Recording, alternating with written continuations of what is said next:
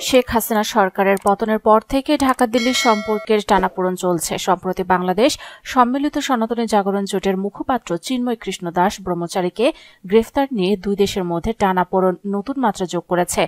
এর মধ্যে ভারত সরকার ও দেশটির বিরোধী দল কংগ্রেসের উদ্বেগ জানিয়ে বিবৃতি দিয়েছে।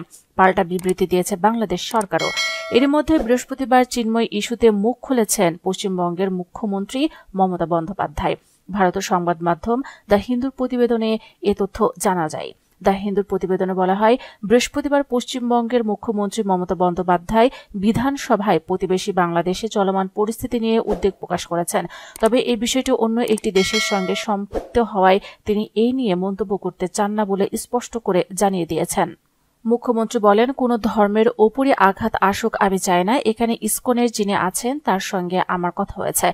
বাংলাদেশ একটি ভিন্ন দেশ, ভারতের সরকার এটি দেখবে। এটি আমাদের এখতিয়ারের মধ্যে পড়ে না। আমাদের এ নিয়ে কথা বলা বা হস্তক্ষেপ করা উচিত নয়। যদিও আমরা মনে মনে দুঃখিত হই, তবুও আমরা কেন্দ্রের নির্ধারিত নীতিগুলো অনুসরণ করব। এদিকে ভারতের সংসদে বাংলাদেশ ইস্যুতে আলোচনা করেছেন দেশটির সংসদ সদস্যরা। এনডিটিভির প্রতিবেদনে বলা হয়, বাংলাদেশের সংখ্যালঘু হিন্দু সম্প্রদায়ের ওপর কথিত সহিংসতা ও হামলার ঘটনা বাড়ছে।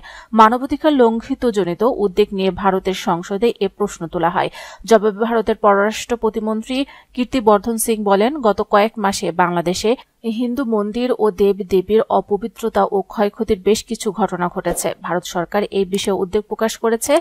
ঢাকার তাঁতিবাজারে পূজা মণ্ডপে হামলা এবং 2024 সালে দুর্গাপূজার সময় সাতক্ষীরা যশোরেশ্বরী কালী মন্দিরে চুরির ঘটনা ঘটেছে। সরকার হিন্দু সহ সব সংখ্যালঘু ও তাদের উপাসনালয়ে নিরাপত্তা নিশ্চিত করার জন্য বাংলাদেশ সরকারকে আহ্বান জানিয়েছে। পররাষ্ট্র প্রতিমন্ত্রী সংসদে আরও বলেন, সংখ্যালঘু সহ বাংলাদেশের সব নাগরিকের জীবন ও স্বাধীনতা রক্ষার প্রাথমিক দায়িত্ব বাংলাদেশ সরকারের।